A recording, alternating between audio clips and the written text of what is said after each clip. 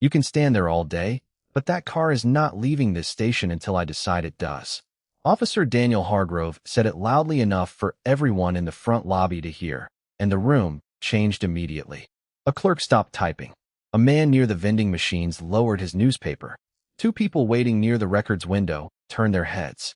Monica Reed stood across the counter from Hargrove with a folder of paperwork held carefully against her chest, her expression steady even as the attention of the room settled on her. She was a black woman in her late 30s, dressed in navy slacks, a soft gray blouse, and the hospital identification badge she had forgotten to remove after an early management meeting. She had come to the station for one reason. Her car had been towed the previous evening even though the registration, insurance, and parking permit were all valid. She had expected paperwork.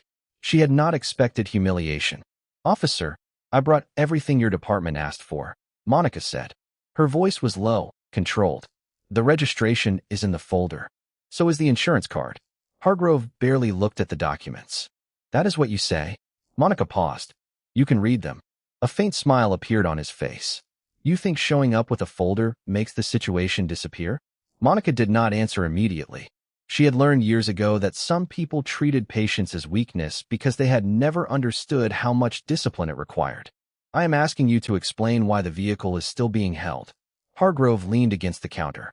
"Maybe because things are not always as simple as you want them to be." A few feet away, Claire Bennett sat in a plastic chair with her purse on her lap and her phone held low beside it.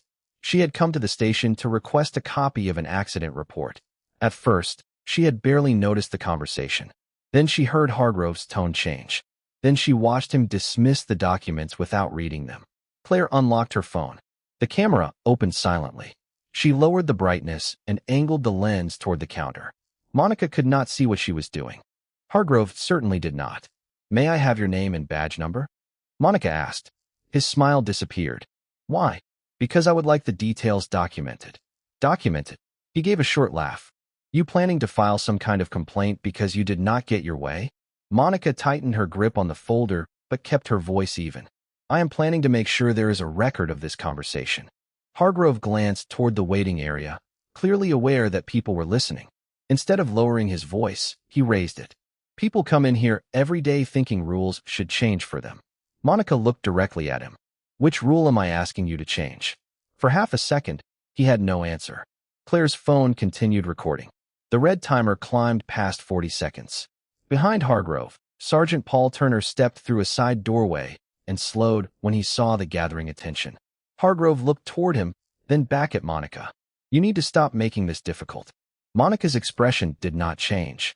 "I came here with every document you requested, and I am telling you that is not enough." "Then tell me what is missing." Silence. Hargrove looked at the folder, then at Monica, then toward Turner. Turner gave the smallest gesture with two fingers toward a clerk near the computer terminal. The clerk immediately turned away from the incident log on the screen.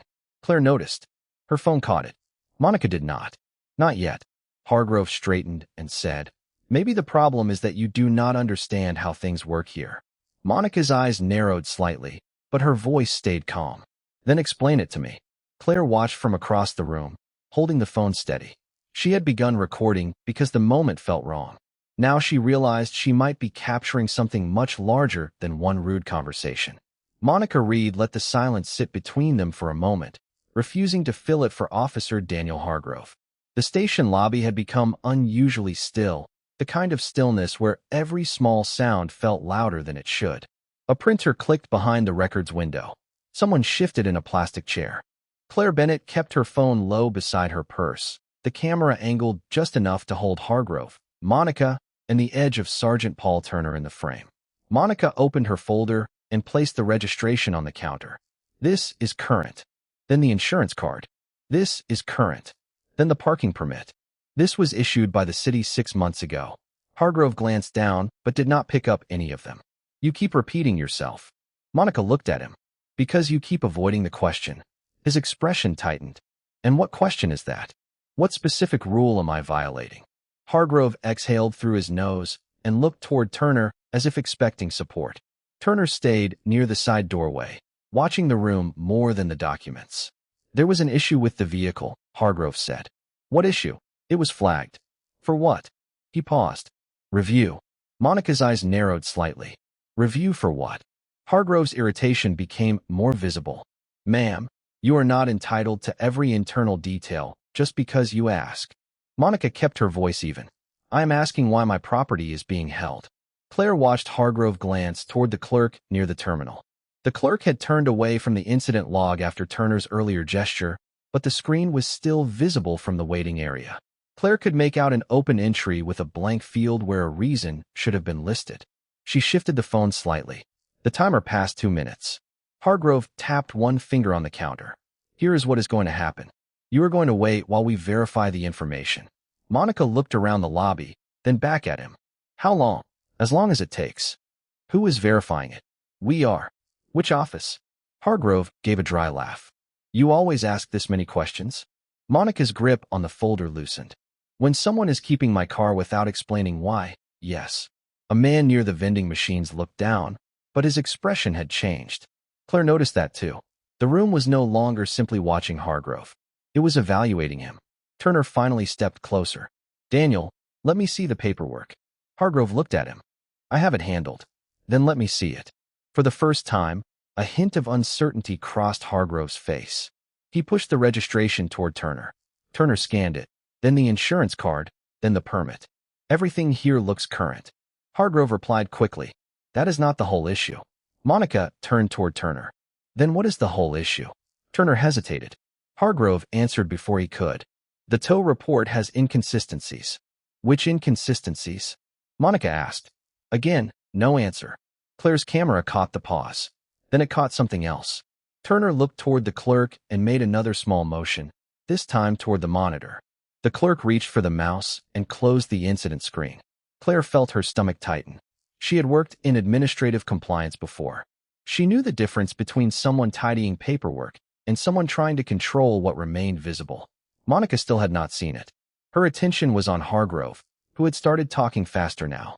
You came in here demanding your car back before we finished reviewing the file. Monica's expression stayed calm. I came in because your department called me and said to bring proof of ownership. And now we are checking it. You already checked it at the window. Hargrove looked toward the records clerk.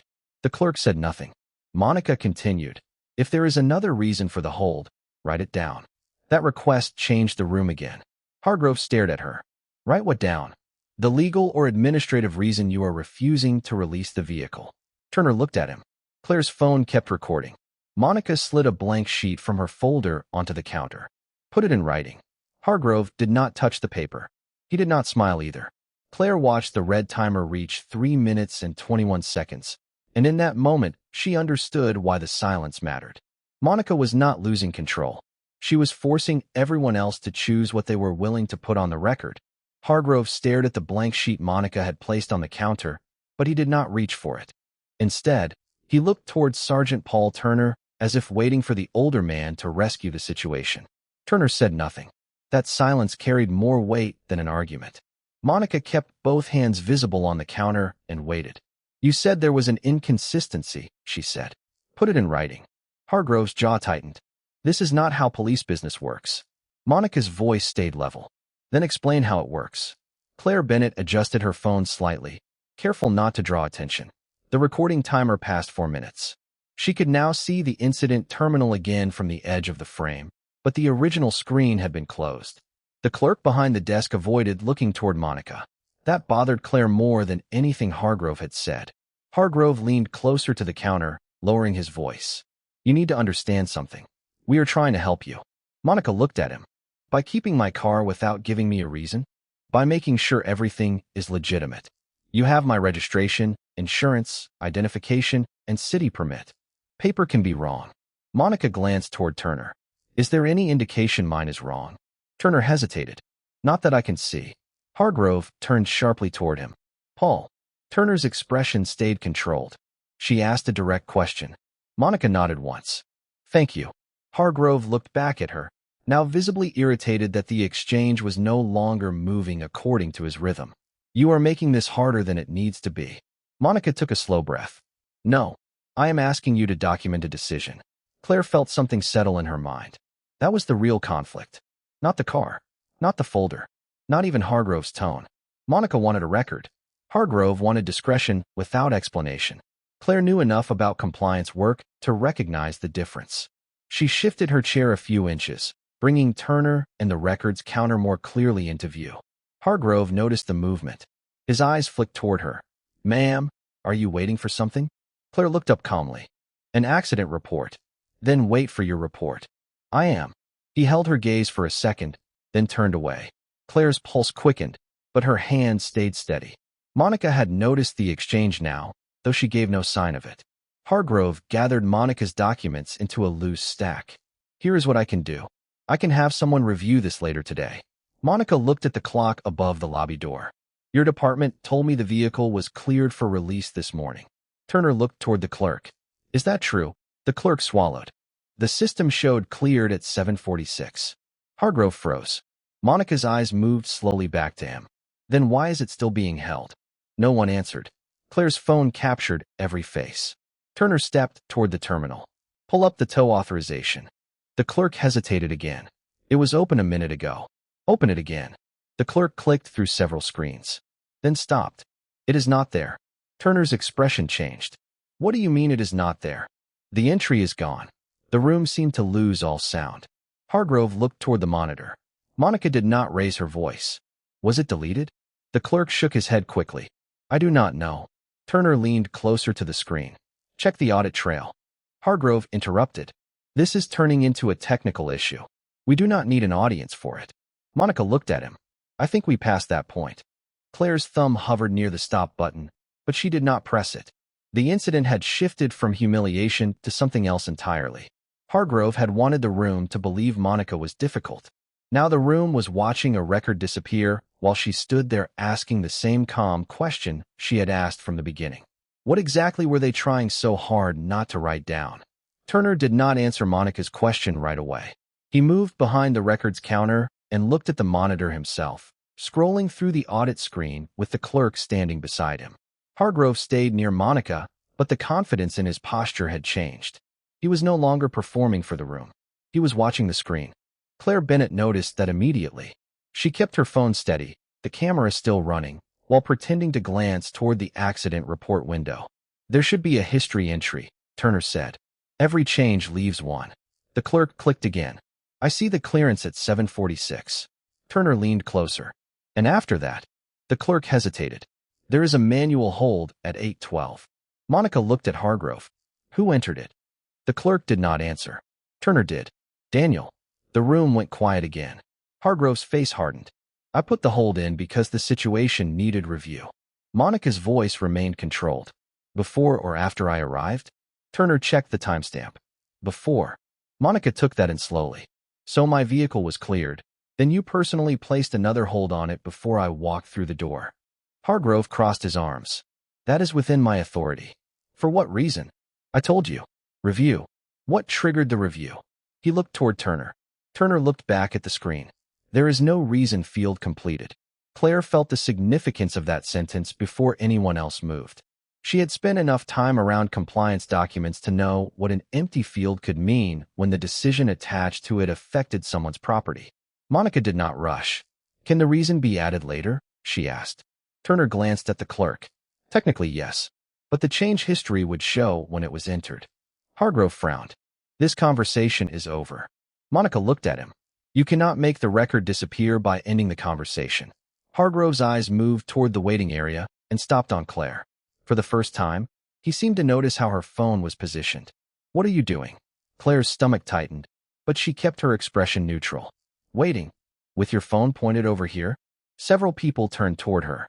Monica followed Hargrove's gaze and finally saw the device. Claire had a decision to make. She could stop. She could apologize. Or she could protect what she had already captured. "I am recording the public lobby," Claire said.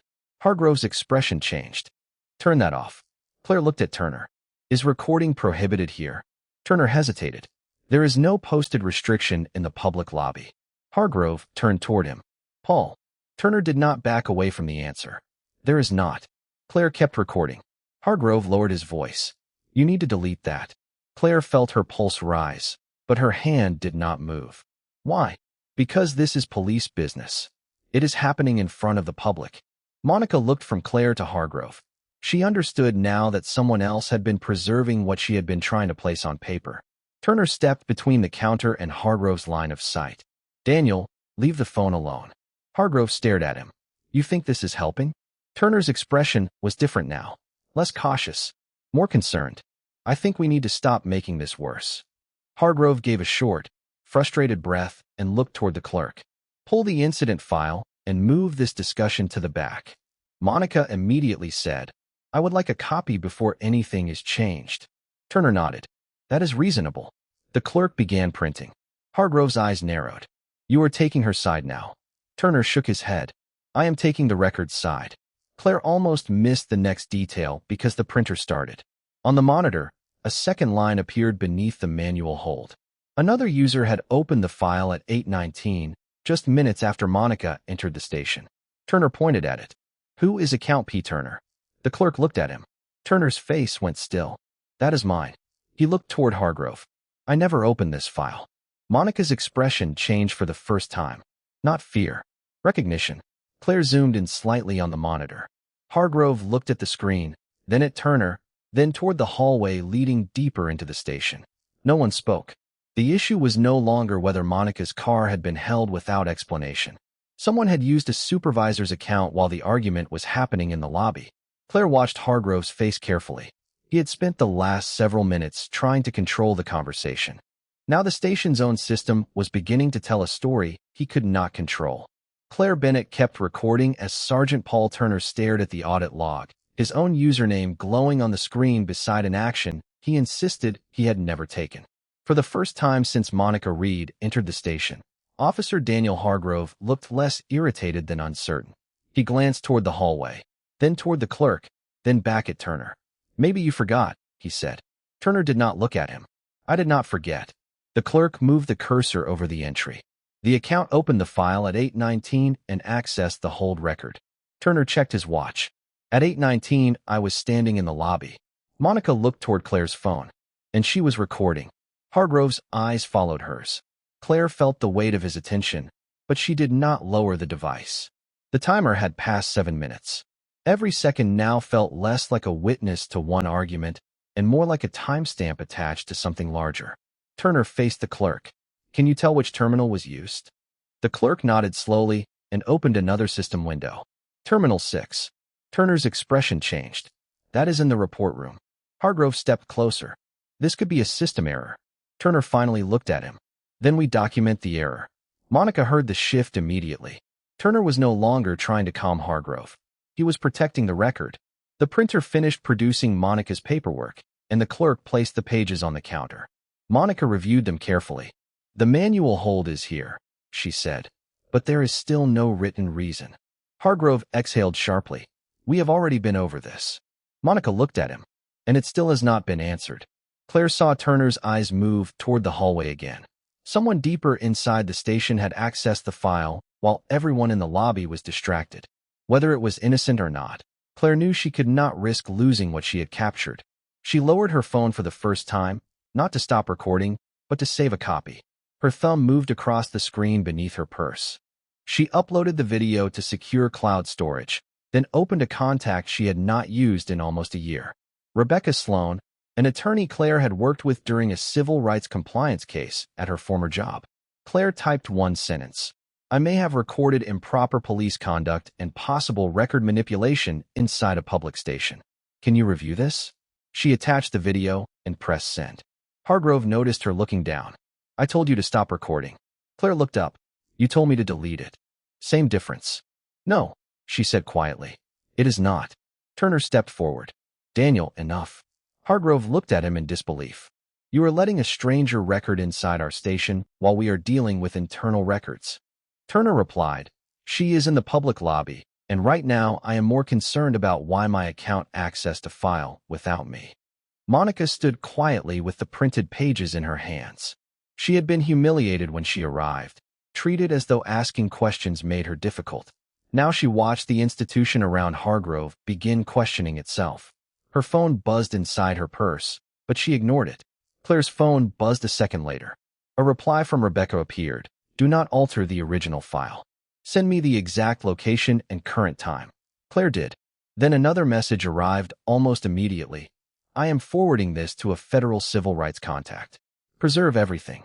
Claire's pulse quickened. She looked around the lobby. No one else knew what had just happened. Hargrove still believed the problem was inside the room. Turner still believed he was dealing with an internal access issue. Monica still believed her strongest protection was the printed record now in her hands.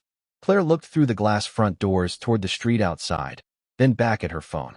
The video had left the building. Hargrove could control the counter, the terminal, and perhaps even the conversation, but he no longer controlled the evidence. For the next several minutes, the station tried to return to normal, but nobody in the lobby believed it had. Officer Daniel Hargrove gathered Monica Reed's paperwork into a neater stack and spoke with the clipped tone of someone trying to close a problem by sounding official. The vehicle will remain under review until we finish checking the file. Monica looked at the printed pages in her hands. And the reason for the hold? Still under review. That is not a reason. Hargrove's eyes hardened. Ma'am, I am not going to keep repeating myself. Monica answered quietly. Neither am I. Across the room, Claire Bennett slipped her phone into her purse without stopping the recording. The video had already been copied, sent, and preserved. That changed the way she saw the room. Hargrove still appeared to believe the situation could be contained by ending the conversation, but containment was no longer possible. Sergeant Paul Turner remained behind the counter, reviewing access logs with the records clerk. He had become quieter since learning his account had opened Monica's file from a terminal he had not used. Who was assigned to report room access this morning? He asked. The clerk checked a schedule. Officer Hargrove was in there around 8:15. 2 administrative staff came through later. Turner looked up. Hargrove heard him. I went in to check a case file. Turner's expression stayed neutral. Which case? I do not remember. Then we will check the access log. Hargrove gave a short laugh. Paul, you are turning a vehicle hold into a conspiracy. Turner looked at him. No. I am checking why my credentials were used. Monica watched the exchange without interrupting. Her humiliation had not disappeared. She could still feel the eyes that had turned toward her when Hargrove raised his voice earlier. The assumption that she must have done something wrong simply because an officer sounded certain.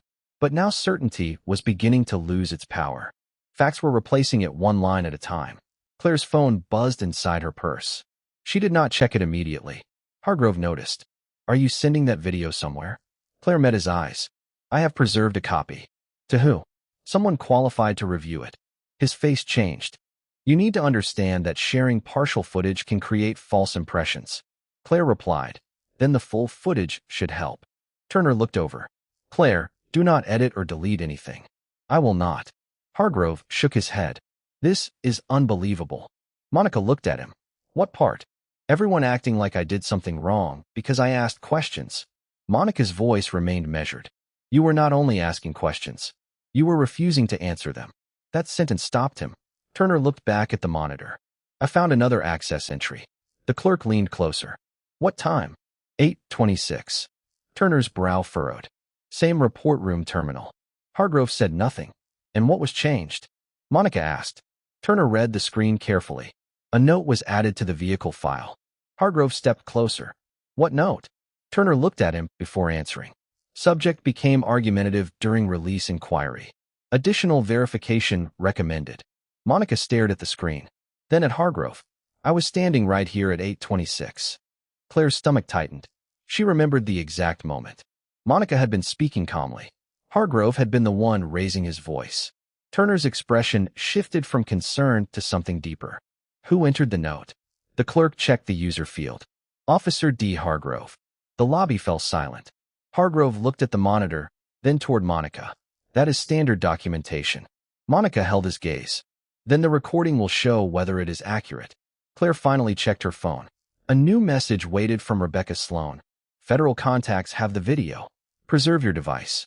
Do not leave until you can safely document your departure time. Claire read it twice. Outside, beyond the glass doors, 2 dark government vehicles turned onto the block and slowed near the station entrance. The 2 dark vehicles stopped along the curb outside the station, and the change inside the lobby was immediate even before anyone stepped through the doors. Claire Bennett saw them first through the glass. Monica Reed followed her gaze a second later. Officer Daniel Hargrove did not notice until Sergeant Paul Turner turned toward the entrance and went still. Three people in business attire walked toward the building with the calm, deliberate pace of people who already knew exactly where they were going. One of them, a tall man in a charcoal suit, carried a leather folder under his arm. Another wore a dark blue jacket with a small federal insignia near the chest. The third, a woman with short gray hair, held a sealed document envelope. Hargrove straightened. "What is this?" Turner did not answer. The front doors opened. The man in the charcoal suit stepped inside and presented credentials. Deputy United States Marshal Aaron Whitaker. The room went quiet. Hargrove looked at him, then toward Claire. "You called federal law enforcement?" Claire shook her head. "I sent a recording to an attorney." Whitaker glanced toward her. "Claire Bennett." She nodded. "Yes. Please keep your original device with you. Do not delete or alter anything." Hargrove gave a disbelieving laugh. "You are locking down a station over a customer complaint." Whitaker looked at him calmly. "No one said that." The woman with the sealed envelope stepped forward. "We are here regarding potential preservation of records connected to an active federal civil rights review." Turner's expression changed. Hargrove's did too. "Civil rights review?" Monica stood quietly at the counter, the printed vehicle record still in her hands. Whitaker looked toward her. "Monica Reed?" "Yes." "Are you safe to remain here while we document what occurred?" Monica nodded once. "Yes." Hargrove looked from one person to another. "This is completely out of proportion." Turner replied before anyone else could. "Daniel, stop." Hargrove turned toward him. "You think this is normal?" Turner's voice stayed low. "No. I think that is why they are here." The federal team moved without urgency, but with unmistakable authority. One person spoke with the records clerk. Another photographed the active audit log on the monitor. Whitaker asked that no one alter or remove any records related to Monica's vehicle, the incident log, or user access history until copies could be preserved. No one raised a voice. No one needed to. Claire watched the same lobby that had felt controlled by Hargrove less than 15 minutes earlier become something entirely different. Every terminal mattered now. Every timestamp mattered. Every word mattered. Hargrove looked toward the report room hallway. Whitaker noticed. "Officer Hargrove, please remain available for questions." Hargrove folded his arms. "Am I being detained?" "No." Whitaker's answer was immediate. "You are being asked to preserve records and remain available while the relevant information is documented." Monica looked at Hargrove. He had spent the morning refusing to put his decisions in writing. Now a federal team was building a written record around him. Turner stepped toward Whitaker. "There is something else." Hargrove looked sharply at him. Turner continued. "My user account accessed her vehicle file from a report room terminal while I was standing in the lobby. I did not authorize that access." Whitaker's expression stayed neutral. "Can you show us the audit entry?" "Yes." Hargrove interrupted. "This is being blown out of context." Claire lifted her phone slightly. "The context is recorded." Hargrove looked at her. For the first time, he did not tell her to stop. Whitaker turned toward Claire. "How long is the recording?" She checked the screen. "Just over 12 minutes. And it is continuous?" "Yes." "Good." Monica lowered her eyes to the paperwork in her hands. She had come into the station trying to recover a car that should never have been held. She had been treated as a problem for asking why. Now the room was full of people asking the same question she had asked from the beginning.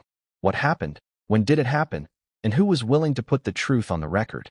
Outside, another federal vehicle pulled in behind the first two. Hargrove watched it through the glass, and the confidence that had filled his voice that morning was gone. The station was not under siege. It was under scrutiny. And for the first time, scrutiny was something he could not dismiss. Deputy United States Marshal Aaron Whitaker did not rush the process. That made the room feel even more serious. He stood beside the records counter while a federal investigator photographed the audit entries and another began listing every system involved in Monica Reed's vehicle file. Claire Bennett remained near the waiting area with her phone in hand, preserving the original recording exactly as instructed. Monica stayed at the counter, composed, watching the same people who had dismissed her questions now answer questions of their own. Officer Daniel Hargrove stood several feet away, quieter than he had been all morning. "We need the report room access history from 7:30 until now," Whitaker said. Sergeant Paul Turner nodded. "I can get that." The records clerk opened another screen and began pulling terminal activity. Hargrove looked toward Turner. "You are giving them unrestricted access." Turner answered without looking at him. "I am preserving the record." The phrase landed differently now. Earlier, Monica had asked for one written reason. Now an entire chain of digital activity was being preserved because no one could explain why her file had changed. Whitaker turned toward Monica. "Ms. Reed, I need you to walk me through what happened from the moment you entered the building. Do not summarize. Start with the first person you spoke to." Monica looked at the clock, then at the papers in her hands. "I arrived a little after 8:15. The clerk told me the vehicle had already been cleared." Officer Hargrove stepped in before the release was completed. Hargrove interrupted. "Because I had concerns." Whitaker looked at him. "You will have a chance to provide your statement." Hargrove stopped speaking. Monica continued. "He told me the car would not leave until he decided it could. I asked what rule I had violated. I never got an answer." Claire watched Whitaker write down the wording. Every sentence Hargrove had used to control the room was now being turned into a time-stamped statement. Turner returned from the report terminal carrying a printed access sheet. He handed it to Whitaker. "Terminal 6 accessed Monica's file 3 times. Once under my account, twice under Officer Hargrove's account." Whitaker scanned the page. "Who had physical access to Terminal 6? Turner answered. "Report room staff and sworn personnel." "Is there camera coverage?" The clerk looked uncertain. "Hallway coverage, not inside the room." Whitaker nodded. "Preserve it." Hargrove finally spoke. "You are building a federal case out of routine documentation." Monica turned toward him. "Routine documentation usually has a reason written down." He ignored her. Whitaker did not. "That is one of the things we are determining." Claire's phone buzzed again. Rebecca Sloan had sent a final message. "Federal civil rights investigators are coordinating now. Do not discuss the recording beyond basic identification until they speak with you." Claire locked the screen. Whitaker noticed. "Your attorney contact?" "Yes." "Good. Keep following her instructions." Hargrove looked toward Claire with frustration. "So everyone gets counsel except the person being accused?" Whitaker remained calm. "You are free to contact counsel." That answer seemed to remove the last opportunity for Hargrove to frame himself as trapped. Nobody was trapping him. They were documenting him. A second federal investigator entered from the hallway carrying a small evidence bag containing printed access logs. "We found something else," she said. Whitaker looked up. "What?" The manual hold reason field was opened from Terminal 6 at 8:20. No text was entered. Then at 8:26, Officer Hargrove's note describing Ms. Reed as argumentative was added. Monica's expression tightened slightly. "At 8:26, I was asking him to write down the reason for the hold." Claire nodded. "That is on the video." Turner looked at Hargrove. "Daniel, why would the note describe her as argumentative if she was asking for written documentation?" Hargrove exhaled sharply. "Because that is how I interpreted the interaction." Monica answered quietly. "And that is exactly why records matter." No one contradicted her. Whitaker looked toward the federal investigator. "Preserve the video, the audit trail, the lobby cameras, and the vehicle file together. Same incident package." Hargrove stared at the growing stack of documentation on the counter. Less than half an hour earlier, he had treated Monica's request for a written explanation like an inconvenience. Now every unexplained decision had become part of a federal record. Claire looked at Monica. Monica looked back, and for the first time they shared the same understanding without saying a word. The humiliation had happened in public. The correction would not come from shouting louder. It would come from making sure nothing disappeared. By late afternoon, Monica Reed had her car back.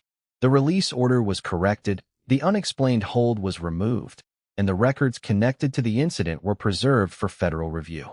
She walked out of the station carrying the same folder she had brought in that morning, but the meaning of those papers had changed. They were no longer proof she had been required to defend herself with. They were part of a larger record showing how easily one person's judgment could reshape a routine process.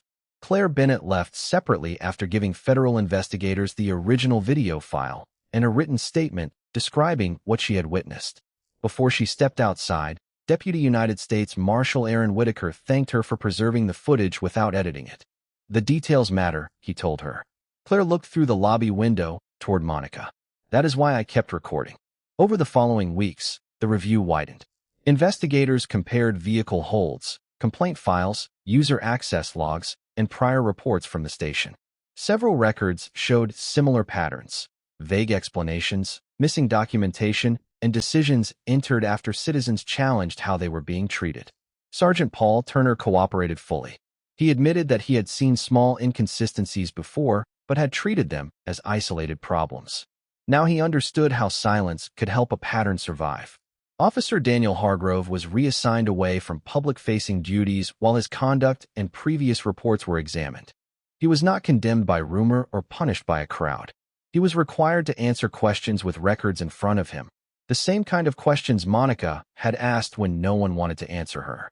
Months later, the station adopted new procedures requiring written reasons for discretionary vehicle holds, automatic review of access log anomalies, and supervisory verification whenever complaint records were modified. None of those changes erased what Monica had experienced, but they made it harder for the next person to be dismissed without a record. One quiet morning, Monica returned to the station for a routine document pickup. The lobby looked almost exactly the same. Same chairs, same counter, same clock above the door. But the atmosphere was different. Turner met her at the window and handed over the paperwork himself. "Everything is complete," he said. Monica checked the pages. "And documented?" Turner gave a small nod. "Every step." Claire happened to be nearby that morning, picking up the accident report she had originally come from months earlier. When she saw Monica, she smiled. "Funny how long one errand can take." Monica laughed softly. "Depends on what you find while you are waiting." They stood together for a moment near the entrance. No cameras raised. No arguments. No need to prove who belonged there. Across the lobby, a new notice explained citizens' rights to request written reasons for certain administrative holds and how to file complaints directly. Monica read it once, then looked at Claire. "That should have been there before." Claire nodded. "Now it is." Hargrove was no longer working the front lobby. His disciplinary review was still active, and the federal inquiry into the station's record practices had not completely closed. The ending was not a dramatic collapse. It was something quieter and more lasting.